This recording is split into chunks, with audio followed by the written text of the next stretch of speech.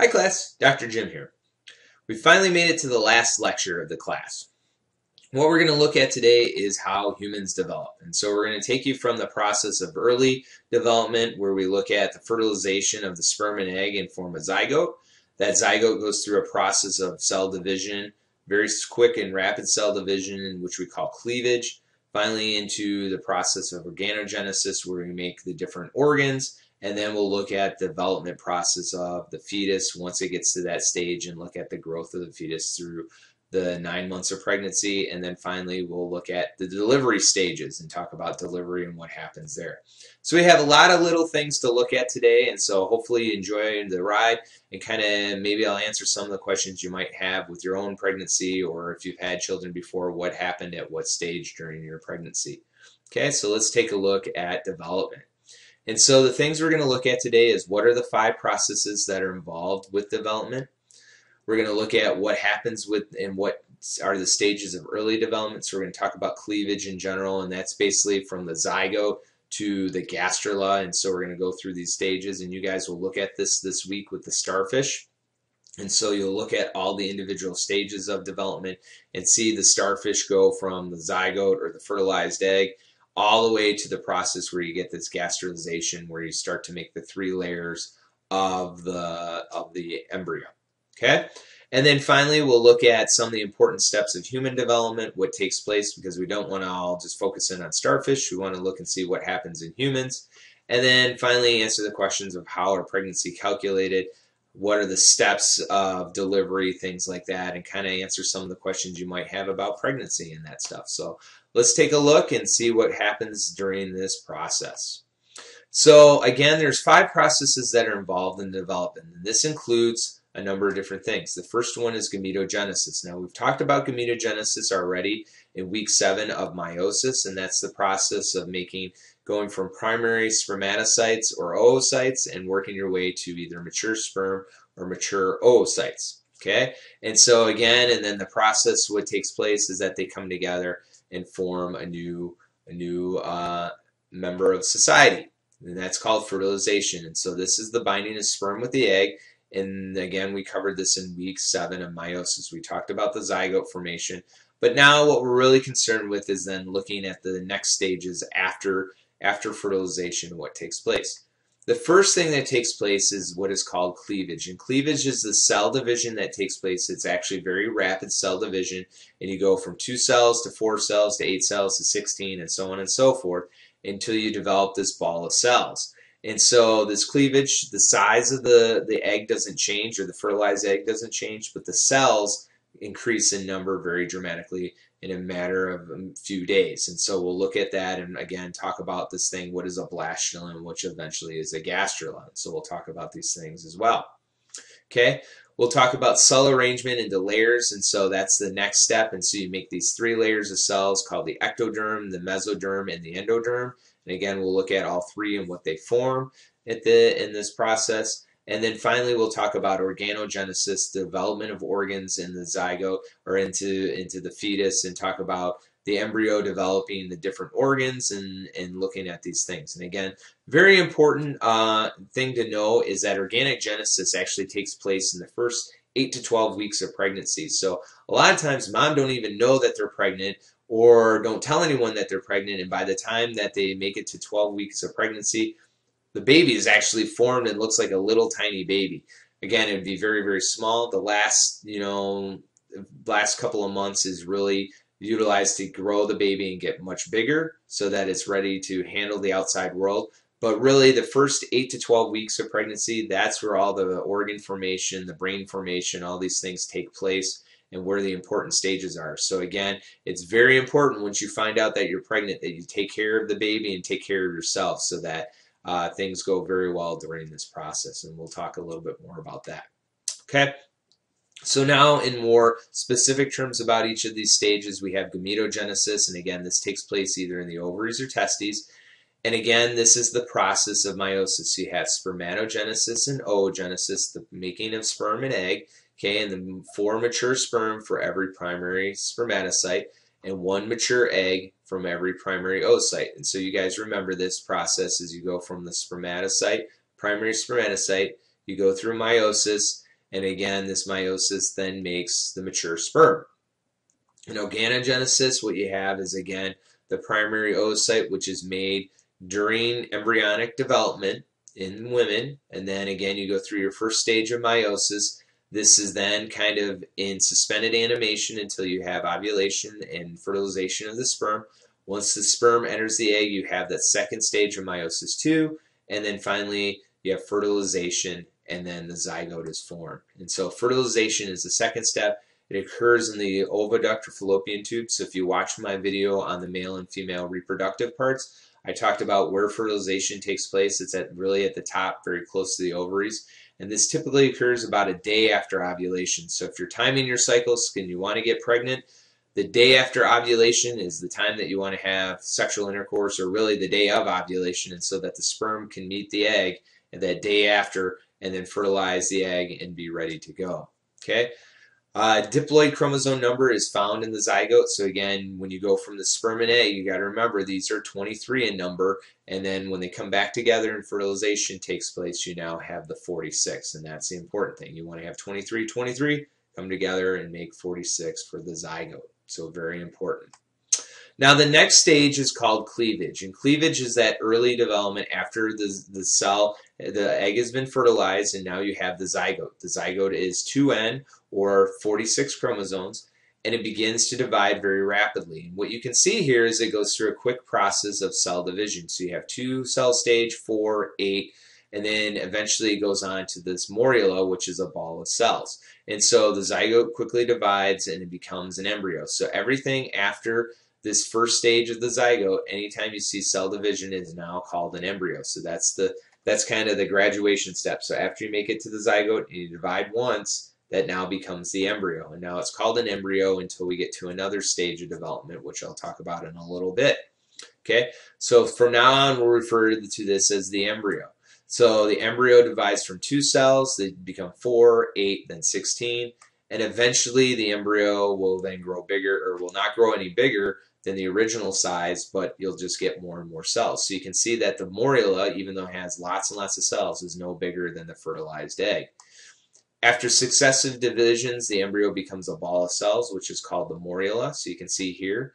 And then eventually what happens is, over more divisions, this ball becomes hollowed out, and you get what is called a blastula. And so that's one of the last stages of cleavage, where you get this ball of cells. Okay, so further division releases into this.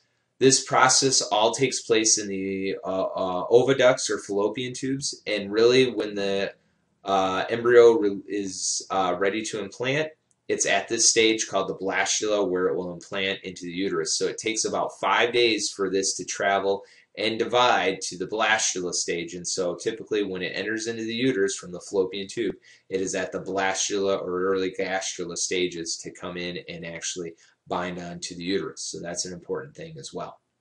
All right. So the blastula continues to divide, and an invagination of the ball of cells begins. And so here's your blastula. This is a hollow ball of cells. So now think about either a balloon or a deflated tennis ball, and you can push in on it. That's what basically happens to the hollow ball of cells. You get this thing called invagination, which is kind of this pushing in of cells to the center. And eventually what that does is it forms these cell layers. And so we call this thing a gastrula. And so you can see here, when you get this pushing in of cells, this now hollow ball of cells, this blastula now becomes a gastrula. And you can see here, this is the starfish embryos. And again, we're going to make you guys look at these this week in the microscope and make you identify these things. And you can look at these different things and kind of see a few things. Okay. One thing you can see is the difference between a blastula, which has the ring of cells. It's very dark around the ring and it's kind of clear in the middle. It's different than the zygote because the zygote is really a solid ball of cells, okay, or a solid color of cells, okay. You can see the gastrula because you start to see this invagination, so that's different from the blastula. You can see 4 cells versus, a ball of cells, or gastrula, or 2 cells, or 8 cells, or things like this. And so again, we want you guys to look at these things. You're going to look at them on the slides, and we want you to be responsible because you're going to see these on the test. Very good test questions ask you what stage of the cell is. And again, we're going to be very, good at giving you very obvious cell choices, but obviously we want you to see these things and know the different cell stages. So make sure you look at these different embryos under the microscope. These are the starfish, so that you can tell the difference between a 2-cell stage, 4-cell, morula, blastula, and gastrula. So those are the things that you want to look at. Okay. Now what happens is once you start to form this gastrula, you get this folding that occurs, and so now what you start to see are these developments of cell layers. And again, these 3 layers start to form as cells. And so you have the inside layer, which becomes the endoderm, and the endoderm makes digestive organs, and those are always colored in yellow. You have the ectoderm, which is colored blue. That's the outside. These form your skin and nerves and other things like that. And then eventually what will happen is you'll get these cells on the inside called mesoderm, and they form the muscle, blood, and heart. Now, any organism that's above the level of jellyfish form 3 layers of tissue. So everything from the worms on up are going to have 3 layers of tissue. And so we have 3 layers, again, the skin, the muscle, and digestive. And so we have the ecto, meso, and endo. So make sure you know those terms. Those are important terms to know. And again, have some general ideas of what they form into. So know that the endoderm forms your skin and nerves, the mesoderm forms your bone, muscles, and blood, and the endoderm forms your digestive system. So again, things that you see. Very important stuff, so make sure you know that as well. So on this slide, 2 important things. Identification of the embryos, and then what are the 3 layers that develop. Now, in human development, we look at pregnancy calculations. And so how do we calculate pregnancy? And so what doctors typically do is calculate pregnancy on the start time of the last menstrual start. Okay, so typically the time is the time of the last menstruation. Then gestation, or the pregnancy time, is typically about 280 days, so about 9 months in that process. So the way to calculate it, your due date is by taking the day of your last menstruation and add 280 days to it, and that should give you an approximate date of when you're going to be due. And that's how doctors figure it out. It's no rhyme or reason. They just don't throw a dart at the dartboard and think, hey, 9 months later you're going to have a child. They actually have calculations. So that's why they ask you, when was your last period, when did it start, and then they add up 280 days, and you can do this at home and figure out. And obviously your body goes through a lot of changes during the process, and you can see through the different weeks and things like that. And we'll talk a little bit more about development and what happens. Now, early pregnancy, so this is conception, from conception to 2 months. Fertilization takes place in the oviduct. That's day 1. So again, you can kind of see fertilization day 1 or day 0 here. That becomes a zygote, and you now start to see the division of the cells. And then the blastula leaves the fallopian tubes by day 5. You have this intercellular mass, and then finally implantation takes place about day 7 to day 9. So it's about 7 to 9 days after you have sexual intercourse, after you have fertilization, you get implantation, and now the embryo will begin to develop in the uterus.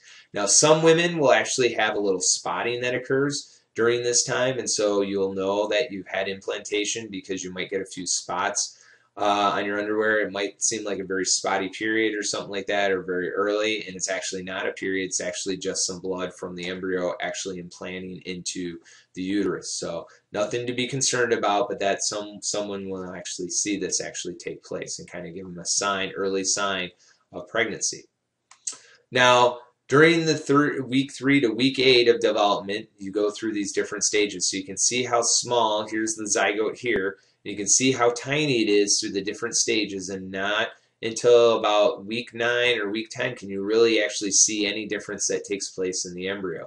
And so early on, you can see, again, I think this is actually days. I think this is number of days. And so very early development days, you can see that there's, again, doesn't look like a normal, this might be weeks. I'm not sure how long this is. I'd have to look and see when you get up close how long this actually is. And you can see that it doesn't really look like a human until you get to, again, very end of the cycle. And so again, doesn't look like much, kind of looks like the chick embryo on that. And again, organogenesis occurs from week 3 to week 8. Early organogenesis occurs. By week 3, the nervous system begins to develop, so you start to see the brain developing, the eyes developing, and the neural tube and the neural plate develop at this time. By week 4, you have a heartbeat that occurs, and so if you do a very early ultrasound, so you might do a transvaginal ultrasound early on, You can actually see the heart beating in these, so by week 4, week 5. And then week 5, you start to see the limb bugs begin to appear, so they start growing the hands and feet. And then by week 8, the embryo becomes a recognizable human. It's about 38 millimeters long and less than 1 gram in weight. So think about how tiny that is in the size. So it's probably the size of the pinhead and very, very small. So again, you're not going to feel any of this stuff in the first eight weeks. So a lot of women don't even know they're pregnant, because if they have very irregular periods, they might not even know that they're pregnant in these first 8 weeks. And so it comes as a big shock to them when they're like, hey, I still haven't gotten my period yet. I better go check that out. And so again, by that time that they realize, the embryos actually are already pretty much developed by that point. Okay, so very early on. After week 8, the embryo now becomes a fetus, because once all the organs develop and you look like a normal human again, look like a normal human, you now are called a fetus. And so the embryo stage is very early on, from day 1 to week 8, and then after week 8, the embryo now becomes a fetus. Okay? And so an important part of development is the placenta. So after week 8, the placenta develops, and that is the nourishment that is provided for the baby to grow from the mom's uterus. Okay? And so the placenta is a mammalian structure that functions in exchange of gas, nutrient, waste exchange between the fetus and mother. And so again, number of blood vessels that attach into the uterine lining. The placenta is forming along the uterine lining, and you can see the uterine wall here. And so it's kind of an outcrop of the uterine wall. You see the baby on the inside, or the fetus on the inside of this amniotic fluid, this amniotic sac, and you can see the umbilical cord, which attaches to your belly button. And again, that's where that attaches into the circulation into the placenta. Now, it's fully formed by week 10, and again, it produces progesterone and estrogen that prevent any new follicles, so that's why you can't get pregnant during your pregnancy. So even if you have sexual intercourse and you're pregnant, you won't get pregnant again because you don't release any eggs due to the placenta maintaining it. The other thing it does is make sure that the lining is maintained, the uterus, so that you don't have a premature abortion or anything like that. And so again, you make sure that everything goes normal, and that the placenta, make sure that the uterus is the hospitable home for the fetus to develop during this time. Okay?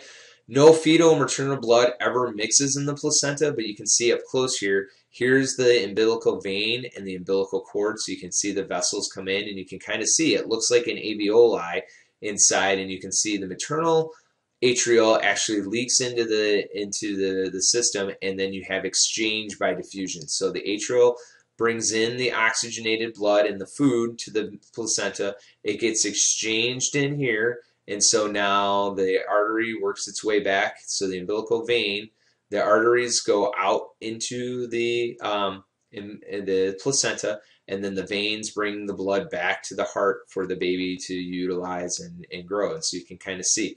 And so again, even though you have the baby and mom's blood very close together, they really never mix. And again, things can cross the placenta, and things like antibodies and other things like that. We've talked a little bit about what antibodies are. These are proteins that are found in the mom's blood, can cross the placenta. But typically, there's no blood exchange between the two. So mom's blood stays mom's blood, and the baby's blood stays the baby's blood. And so you don't have a problem. But you can kind of see how this thing works. And again, it works all through the process of diffusion. So yeah, again, we see diffusion come back again and again and again. So what occurs with the fetal development? This is 3 months to 9 months. And so basically, you get the extreme increase in size and weight. So weight multiplies 600 times, from about 26 grams to about 3 kilograms, and it grows about 50 centimeters in length. And so here's the embryo at 8 weeks, the fetus at 12 weeks, and so on and so forth. And then by 40 weeks, when you're ready to give birth and delivery, the baby is ready to come out and tackle the outside world. Okay, the skin is wrinkly due to the fast growth, so it's constantly expanding and it needs room to grow because the baby's going to grow very quickly. And then after the 4th month, the mother can feel the movement of the fetus, and the fetal heartbeat can be heard with a stethoscope. And so here you go, shows you where the embryo development. So you can see a lot of the major organs are already developed within the first 7 or 8 weeks. After that 7 to 8 weeks, you start to see development in other areas. Okay, so you start to see the teeth developing, the palate, the genital area, and other things develop as time goes on in fetal development. You can't tell if it's a boy or girl until about 16 weeks, so that's why they do an ultrasound at about 20 weeks, because then they can be sure whether it's a boy or girl, so they can look and see at that time. And again, you can choose to know or not know if you want to. And again, and the fetus can hear and respond to sounds after about 18 weeks. So this is when you can start talking to your baby and it can respond. You can put earphones on, you know, and that stuff, have it the Beats by Dre and that stuff, and they can listen to music and that stuff and respond, and they can kick back and actually listen, and they can hear mom and mom's heartbeat beating. And so that's one of the things that they respond to. And then finally, after about 24 weeks of pregnancy, the fetus can actually survive. And so the fetus actually can survive after about 24 weeks. This would be an extreme preemie. And again, very low chances of surviving, but it can survive. But the longer pregnancy can go, the better chance the fetus has to survive through pregnancy. And so as you increase the weeks after 24 weeks, the rate of survival goes up dramatically. And so the closer you can get to the 38 to 40 weeks, the better off you're going to have a normal, healthy, happy baby. Okay, so what happens during the stages of birth? Well, basically what happens is there's a triggering mechanism in the fetal brain. So the fetal brain is what causes pregnancy to occur. So once it's matured enough, it will stimulate and release these androgens, which trigger the uterus to contract and expel the fetus. So it's actually the fetus that tells the mom, I'm ready to come out. I've incubated long enough, I'm ready to come out to the outside world. So what happens is that you get the ruptured amniotic sac. So that's the first stage of birth. And so you have the water breaking. And so what that is the fluid that surrounds the baby, the amniotic fluid, breaks open and that's released. And so it's like this big release or gush of water that comes out, and that's the amniotic fluid. That's the water breaking part of pregnancy. Then you have the dilation of the cervix. The cervix gets larger and again gets ready for the head to be removed. So typical pregnancy, the head will be out first. Sometimes you will get it reversed in that the butt will come out first, and that's again an issue where sometimes they'll try and flip the baby around, so it does, but you can have a breech birth and it can occur. And again, you have the second stage where the baby actually emerges and comes through. And then finally, the third stage is when the placenta is birthed and released out of the body. And so this is after they cut the umbilical cord and you have that third stage. And again, 3 stages of birth. The first stage is the cervix dilates, the fluid release, the water breaking part. You have the second stage where the baby is born and the umbilical cord is cut. And then finally, the third stage is where the placenta is delivered. And so the major problem with this part is that sometimes the bleeding doesn't stop from the mom. You can get hemorrhaging and other things to occur that can cause complications. But most of the time, everything is pretty normal and you don't have to worry about too much going on in those situations. Now, the last thing I want to talk about is twins. And twins is due to the 2 offspring being produced by the same pregnancy. So many of you probably have questions about what is a twin and what's the difference between fraternal and identical twins. Well, fraternal twins are sometimes when the ovaries release 2 eggs at the same time. So you might get an ovary that releases 2 eggs at once, or you might get one that releases 1 egg out of each ovary at the same time in that month. And what happens is the eggs come down, they release these ovaries, they get fertilized, and then they make it to the uterus, and then they both attach on, and these are called fraternal twins. Again, they can be boys or girls, so you can have 2, they can be the same or different sexes, and again, about 2/3 of all twins are going to be fraternal twins in that case. And so you have the situation where you have the fraternal twins that get released from the ovaries at the same time. So the eggs get fertilized, and then they reach to the uterus. By the time they make it to the uterus, they implant, and you get 2 separate embryos developing, and then finally 2 fetuses that develop, and then you have 2 different children. Now the second type, an example of this is Ashton Kutcher. So he is actually a fraternal twin. He has another brother out there that is actually a fraternal twin, so something you might not know. Now identical twins are going to be where you have 1 egg and 1 sperm, and these fertilize, and then they split at some point in time during early division into 2 separate embryos. And so you get 2 separate embryos at some point in time at early cleavage. And since they're the same egg, they're going to look identical. Now, fraternal twins, the big difference is that they can be very different looking. One can be very tall, the other one can be very short, depending on, again, the genes that they get and everything else, because they're 2 different eggs. Identical twins are identical because they're from the same egg and sperm that have been fertilized, and that zygote has either split open very early or split during at some point in cleavage where you have now two different embryos growing at the same time.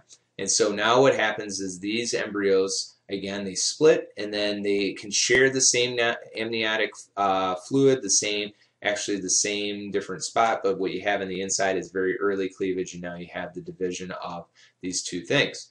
Again, in identical twins, you always have the same sex and very similar appearance in DNA. So if you ever watch these crime shows, sometimes they'll talk about identical twins having the same DNA, and that's true. You can't identify identical twins from each other because they have the exact same DNA. Same egg, same sperm, same DNA. And about 1/3 of all twins are identical. And again, the important ones to see are Mary and Ashley Kate Olsen. And so these are identical twins. They look very similar because, again, same sperm and same egg. And so, again, these are called identical twins because they're identical, same sex. Okay, very important. So to summarize, we've looked at the 5 processes of development. This includes gametogenesis, the process of making sperm and egg, fertilization when the sperm and egg come together. You have that early cleavage where the zygote divides into many different stages of the embryo, and we get into the multiple cells. And again, make sure you know those different stages, the 2-cell, 4-cell, morula, blastula, gastrula, and again, look at the starfish development and those things. You get the cell layer development, the 3 layers of cells, the ectoderm, the mesoderm, and the endoderm. So again, and what those things form. And then organogenesis, very important. This is when the organs form. And again, the first 8 weeks of pregnancy, this is when all the organs develop. Again, cleavage results in the division of the zygote into the cell stages. This now becomes the embryo, and you get the development of morula, blastula, gastrula. Make sure you look at those things in the lab this week. You get 3 cell layers that include the ectoderm, mesoderm, and endoderm. Ectoderm is skin and brain, nervous system. Mesoderm is muscles, blood, and bone. And endoderm is the digestive system. And then finally, most of the development of the organs and the systems are completed very early in the humans. First 2 months of pregnancy, a lot of times before the woman even knows that they're pregnant, all the organs and all the systems are developed. So this is where issues can occur and where you have some of these syndromes that occur because mom is not taking care of herself. She might be doing drugs or smoking or drinking and doing these things, not taking care of herself. She has this pregnancy, doesn't realize it, and then changes her ways after the damage has already been done. So again, the remainder of the pregnancy, so the last 7 to 8 months of pregnancy is really for growth and fetal development so that it's ready to come out into the world and be able to survive. And again, the longer it goes through pregnancy, the more likely it's going to survive after that during the stages in the outside world.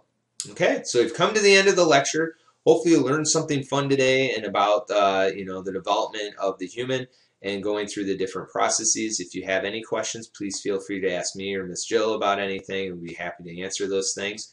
I wanted to bring this up that you've made it. You made it through the last video, so congratulations. Way to go on making it through the semester. And again, if you have any questions on the last part, so the last test is just going to cover the reproductive organs, the reproductive system, development, and the excretory system, and that's it. No comprehensive exam or anything like that. So if you have any questions over these last 3 systems, please let us know.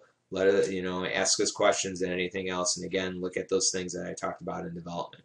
And I thank you for watching. And I guess I won't see you next time since you made it to the last video. But thanks for watching all the way through, and good luck to you in the future. We'll see ya.